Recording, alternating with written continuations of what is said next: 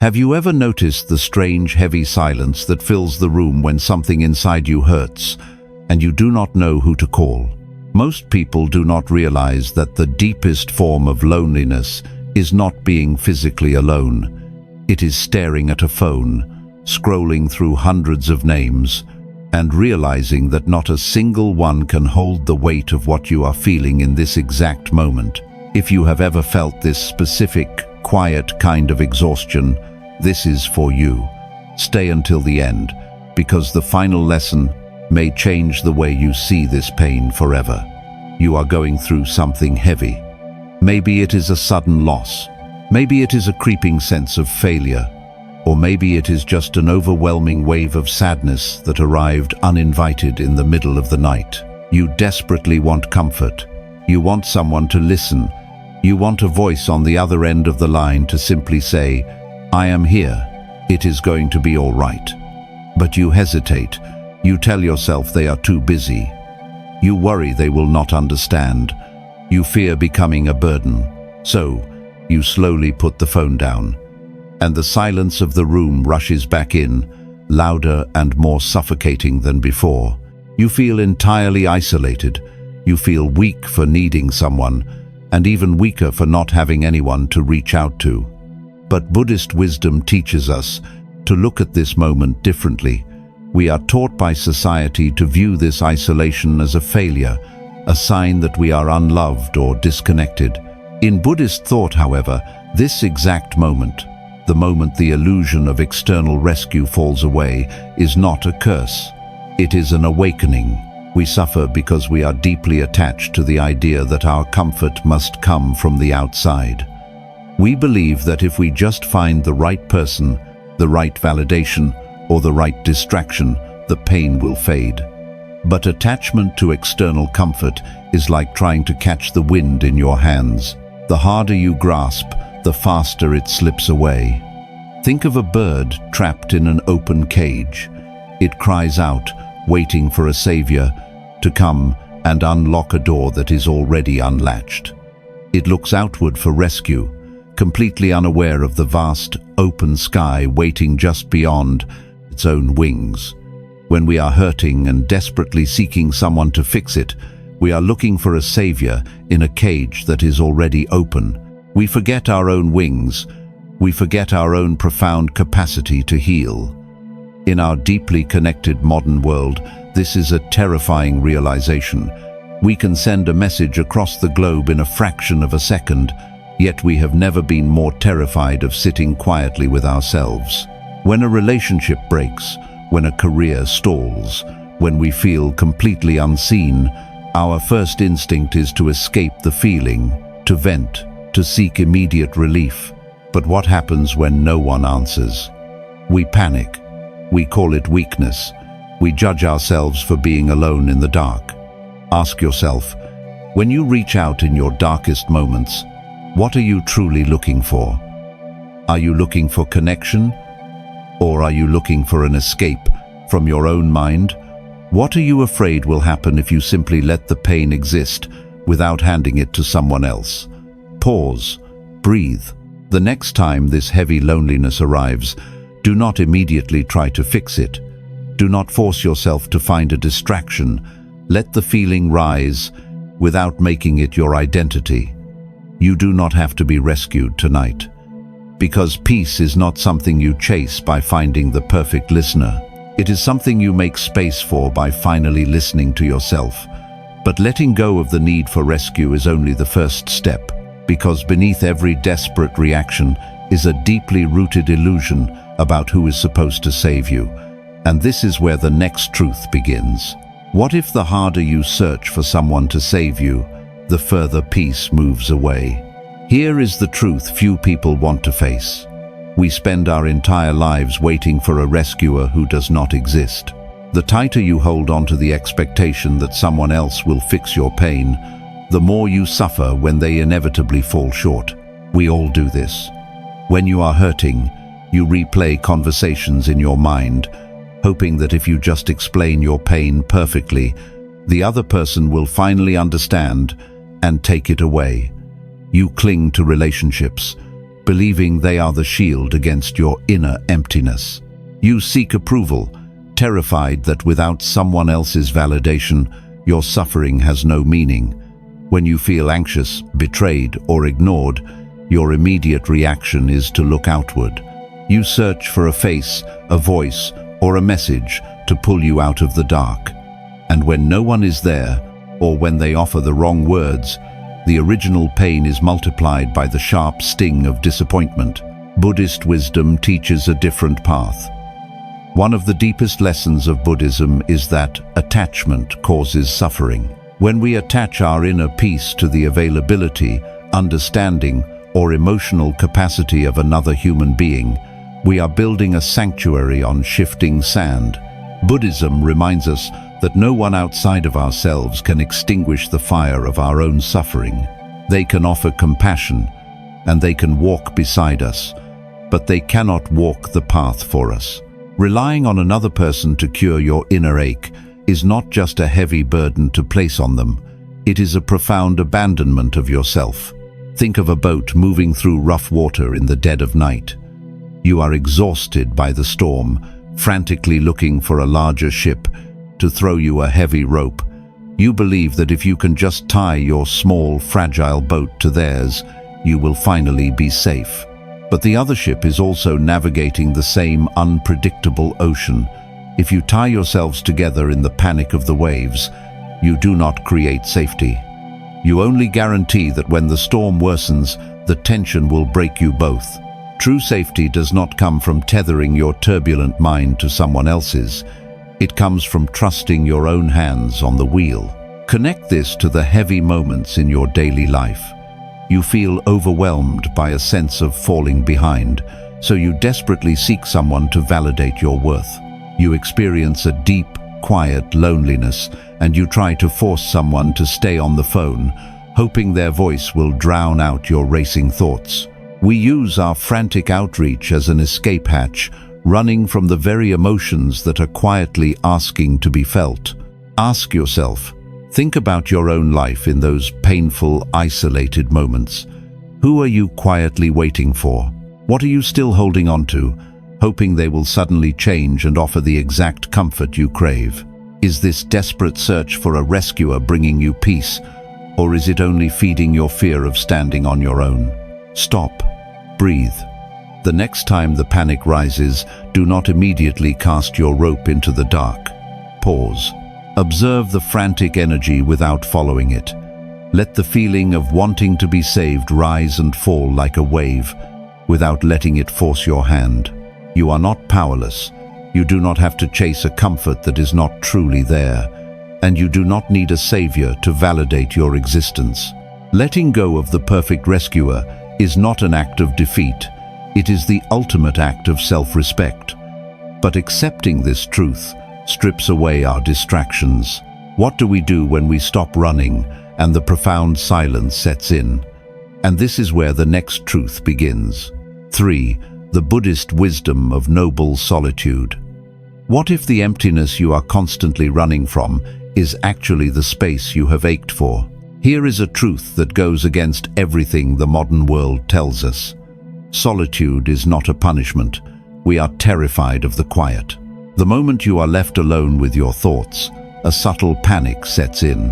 You finish a long day of work, close the door behind you, and immediately turn on a screen, a video, or music. You scroll endlessly, searching for any noise to fill the gap. Why? Because the absence of distraction feels like isolation. We confuse being alone with being forgotten. When no one is calling and no one is demanding your attention, you feel an unbearable drop in your own sense of worth. But Buddhist wisdom teaches us to reframe this quiet space. In Buddhist thought, there is a profound difference between loneliness and noble solitude. Loneliness is the painful belief that something is missing. Noble solitude is the realization that you are finally free from the noise of the world. It is the conscious choice to sit in the stillness and meet yourself without the masks you wear for others. Buddhism reminds us that the quiet we fear is actually the only place where true clarity can grow. Imagine a mountain lake on a windy day. The surface is constantly churned by the wind, the water violently shifting in 1,000 different directions. If you look into the rough water, you cannot see the moon above. The reflection is fractured, distorted, and broken. Our minds are exactly like that disturbed water. We are constantly agitated by the need to connect, to be seen, to be understood by the outside world. It is only when the wind dies down and the water becomes perfectly still that the lake can beautifully and perfectly reflect the moon. Solitude is not an empty lake. It is the stillness of the wind.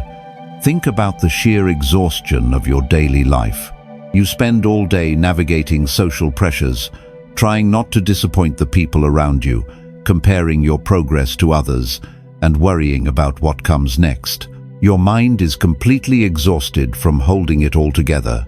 Yet, when you finally get a moment to yourself, you panic.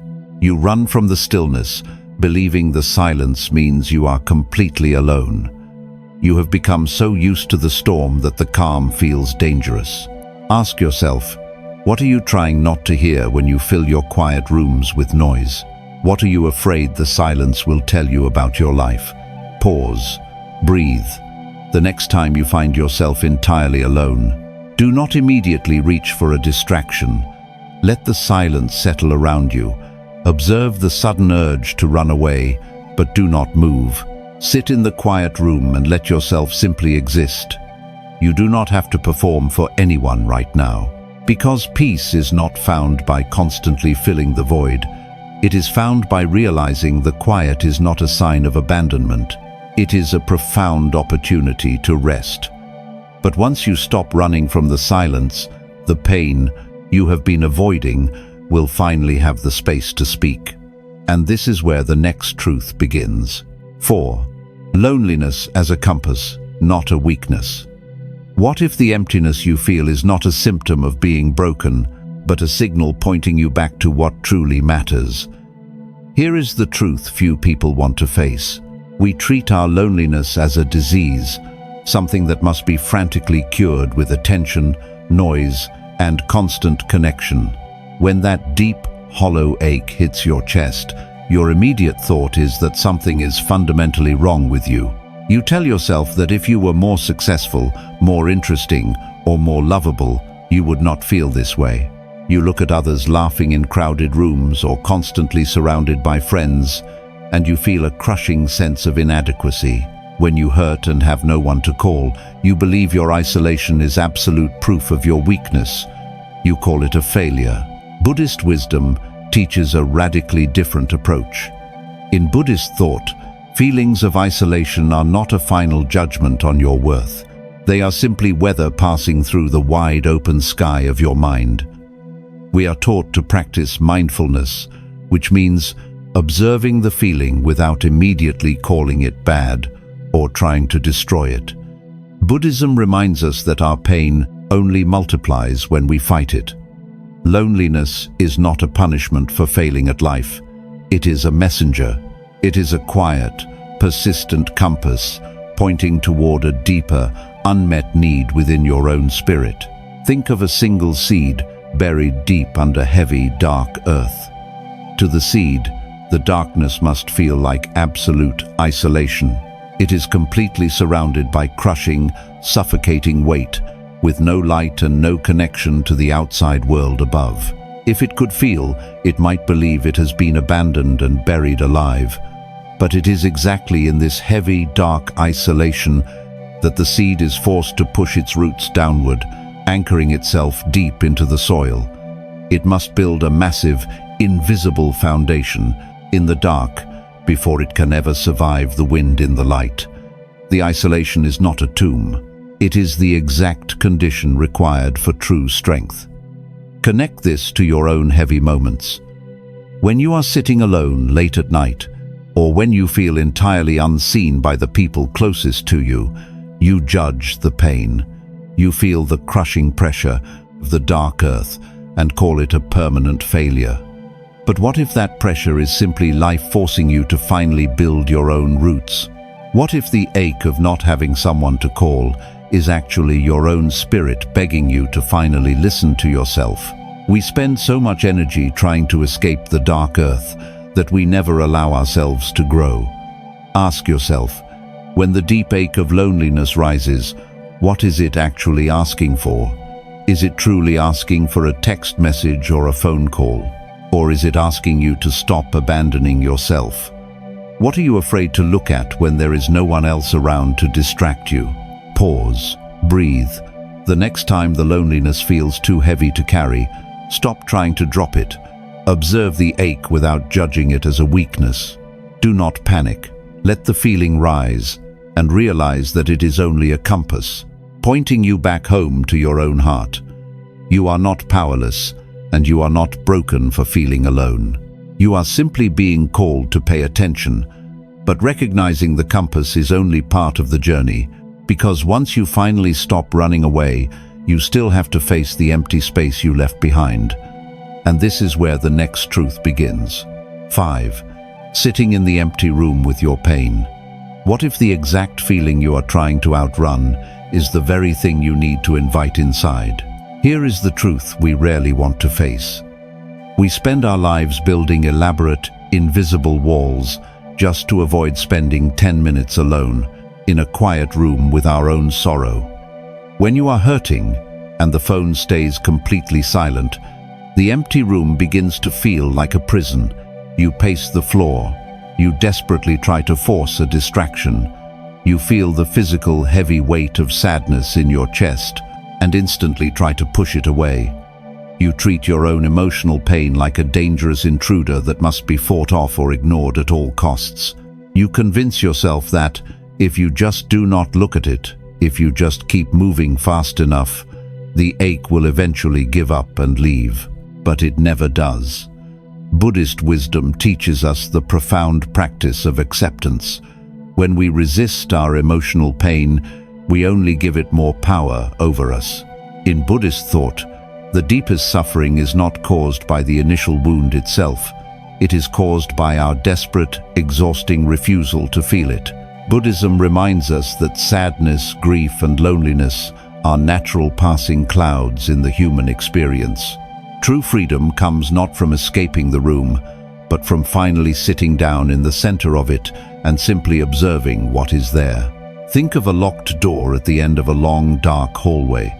Behind the door is a heavy, frightening shadow constantly banging against the wood. You spend all your strength leaning against that door, exhausted, terrified that if you let go for even a second, the shadow will completely consume you. But keeping the door locked takes all of your energy. It drains your joy. It dictates how you live. What happens if you finally step back, turn the key, and open the door? The shadow steps into the light, and you realize it is not a monster. It is just an abandoned, hurting part of yourself, quietly crying out to be acknowledged. Once the door is open, the frantic banging stops. We lean against that locked door every single day. You feel a deep, unresolved ache over a past relationship, or a quiet shame about where you are in life, and instead of feeling it, you lock it away. You fill the terrifying silence with endless scrolling, working yourself to exhaustion, or obsessing over things you cannot control. But the hollow ache always remains. It waits for the middle of the night, when the world goes completely quiet, and it begins to knock again. Ask yourself, think about your own life. What are you desperately trying to keep locked away when you are alone? What is the feeling you are so terrified to face that you will completely exhaust yourself just to keep the door closed? Pause, breathe. The next time the silence feels heavy and unbearable, stop fighting it. Do not run to the door to hold it shut. Let the feeling enter the room. Sit with it quietly. Observe the sadness without trying to fix it, judge it, or explain it away. Just let it exist. You do not have to fight what is already inside you, because peace is not found by constantly escaping your own mind.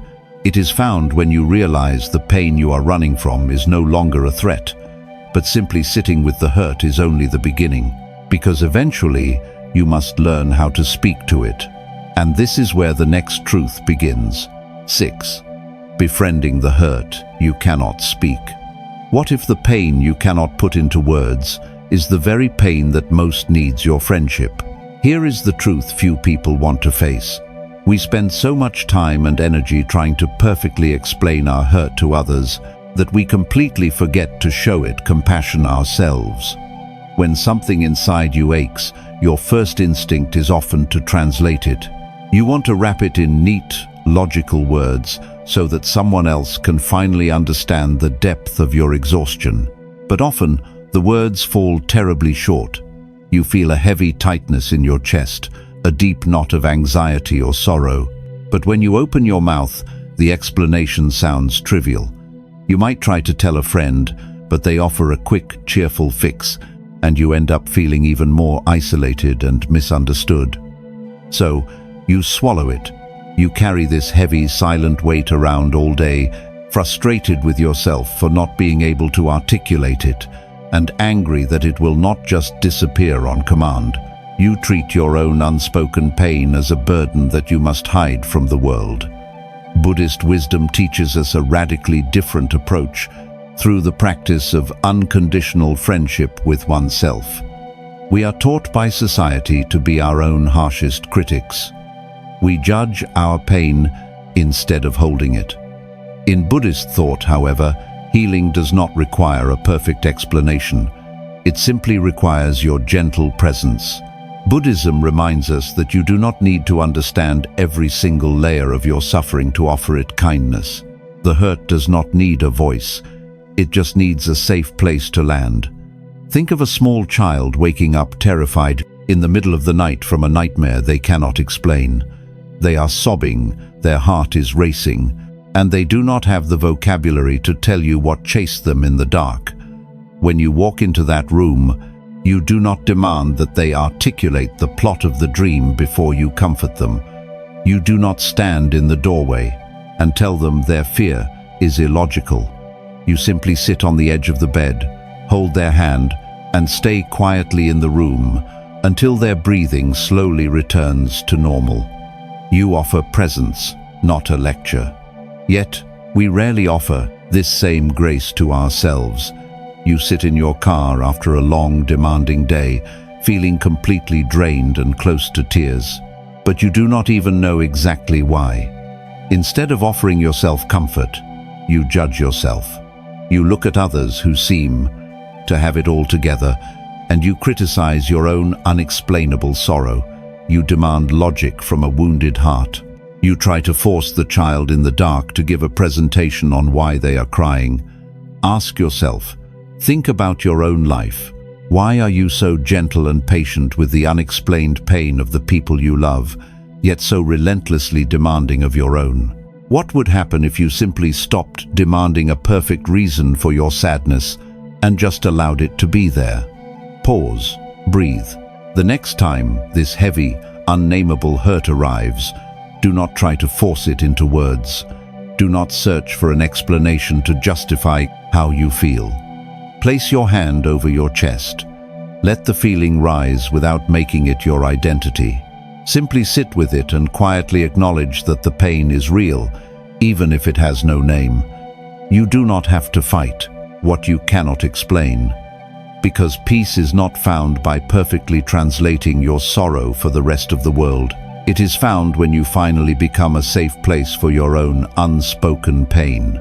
But learning to be gentle with yourself often challenges a deep-seated belief we hold about standing on our own. And this is where the next truth begins. 7. The myth that solitude means failure. What if the very silence you view as a failure is actually the beginning of your greatest strength? Here is a truth society tries desperately to hide from us. We have been conditioned to believe that a quiet life is an empty life. When you look around and see others constantly surrounded by friends, family, and noise, you quietly judge your own life. You think about the times you had heavy news to share, whether it was a quiet victory or a sudden, crushing disappointment, and you realized there was no one waiting to hear it. In those moments, you do not just feel lonely, you feel like you have failed. You convince yourself that your isolation is a final verdict, absolute proof that you are simply not enough to be chosen, loved, or remembered. You look at your quiet room and call it a defeat. Buddhist wisdom teaches us to look past this heavy, painful illusion. In Buddhist thought, human worth is not measured by the size of the crowd that surrounds you, nor by the number of voices echoing your name. It teaches the deep practice of non-attachment to external validation. Buddhism reminds us that the desperate need to be constantly surrounded is often just a mask for a profound fear of ourselves. Solitude is not a punishment handed down to the unloved. It is the quiet, sacred ground where true self-respect is finally built. Think of a single ancient tree standing alone on a high, wind-swept hill. If you compare it to a dense, crowded forest in the valley, you might think the tree is isolated, weak, and unprotected. In the valley, the trees lean on one another to block the wind, but when a massive storm arrives, the trees in the valley often fall together, their shallow roots unable to hold when the group is broken. The solitary tree on the hill, however, has faced the wind alone for decades. Because it had no other trees to lean on, it was forced to push its roots deep into the unyielding bedrock. It stands through the storm not because the wind is gentle, but because its foundation is immovable. Connect this to the heavy comparison you carry every day. You stare at screens filled with perfectly curated images of connection, and you feel entirely behind in life. You feel the sharp sting of being ignored, or the quiet ache of a weekend spent entirely alone in your home. You look at your solitary hill and call it a barren wasteland. You completely forget the deep roots you are building in the dark. You forget that the very fact you are surviving this profound ache on your own is absolute proof of your resilience. Ask yourself. Think about your own life. Are you truly a failure for standing alone, or are you simply learning how to survive the wind without leaning on someone else? What if the very solitude you hate is exactly what is making you unbreakable? Pause. Breathe. The next time you feel the bitter sting of comparison, stop looking down at the crowded valley. Look at your own roots. Observe the feeling of failure without following it. Let the thought rise, and then let it blow past you like the wind. You do not need a crowd to validate your existence, because peace is not found by collecting people to block the storm. It is found by standing tall exactly where you are. But realizing your own strength leads to a beautiful, quiet shift in how you build your life moving forward. And this is where the next truth begins. What if the safest place you will ever find is the one you build quietly within yourself? Here is a truth we spend a lifetime trying to avoid. We treat our own mind as a temporary waiting room, a cold and lonely place where we merely sit until someone else arrives to finally make us feel at home. When you are hurting and the world goes quiet, you instinctively look for comfort in the physical world. You want a familiar voice on the phone, a reassuring presence, a tangible shoulder to lean on. When those external comforts are suddenly unavailable, you feel completely abandoned and exposed. You wander through your own daily life feeling emotionally homeless. You exhaust yourself by trying to construct a sense of safety out of unpredictable people and constantly changing circumstances. When someone pulls away, your entire foundation crumbles. Buddhist wisdom teaches us the profound practice of creating an inner refuge. In Buddhist thought, it is said that we must be an island unto ourselves. We suffer because we build our sense of security on the shifting, unreliable sands of other people's availability. Buddhism reminds us that true safety is never found by desperately controlling the outside world so it never hurts you. True security is the presence of an unshakable internal stillness, a sanctuary you retreat to when the world becomes too heavy to carry. Think of a small, quiet candle burning deeply. inside a massive, windowless stone room. Outside, a violent storm is raging. The wind is howling, tearing through the forest, and throwing heavy rain against the thick stone walls. But inside the room, the flame does not even flicker. It burns brightly, warmly, and perfectly steady in the center of the dark. The flame is not safe because the storm suddenly decided to stop. It is safe because the walls holding it are immovable. We spend our entire lives trying to control the wind outside, begging the storm to quiet down so our fragile little flame will not blow out. We completely forget to build the stone room. Connect this to those difficult nights when you feel entirely alone. You lie awake in the dark, waiting for a text message, an apology, or a simple sign that you matter. You are letting the actions of others dictate whether your internal light stays on or goes out.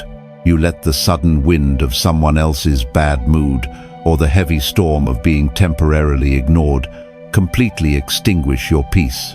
You have left your candle out in the rain, hoping someone else will hold an umbrella over it. Ask yourself, think about your own life. Are you constantly handing the flame of your peace to people who are entirely careless with the wind? What would it look like to finally build a sanctuary inside yourself, a place where no one else's silence has the power to put out your light? Pause. Breathe. The next time the heavy ache of isolation hits, close your eyes. Imagine that quiet, solid stone room. Let the feeling of being unseen or ignored hit the outside walls, but do not let it inside. Do not abandon yourself just because the world is loud. Stay exactly where you are and protect your own light. You do not need someone else to build your home, because peace is not found by finding someone else to guard your spirit. It is found when you finally become your own unmovable refuge. But once this sanctuary is built, something beautiful happens when you finally step back out into the world. And this is where the final truth begins. What if the moment you finally stop searching for a voice on the other end of the line is the exact moment you hear your own? We began this journey in a quiet room, holding a phone, staring at a screen of names, feeling the crushing weight of having no one to call. You felt the heavy silence. You called it a weakness. You believed that because no one was there to rescue you, you were entirely abandoned in the dark. But now, the silence in that room looks different. It is no longer an empty cage. It is a clear, open sky. You have stopped desperately throwing your rope to passing ships in the night, hoping someone else will drag you to safety. You have stopped trying to perfectly translate your unspoken pain for people who simply cannot understand it. You have realized that the deep, hollow ache in your chest was never a sign of failure. It was simply a compass, quietly pointing you back to the only sanctuary that truly matters, the one you build within yourself. Buddhist wisdom reminds us that the pain of letting go of external attachment is temporary, but the freedom of true inner peace is permanent. When you stop chasing the illusion of a perfect rescuer, you finally stop suffering. When you let the storm pass, without demanding that it stop, you find the stillness that was always waiting beneath the noise. You realize that you do not need to constantly fight the shadows in the hallway or panic when the world goes quiet. The quiet is not your enemy. It is the unyielding earth where your deepest roots are finally allowed to grow. Think about that heavy, unmade call.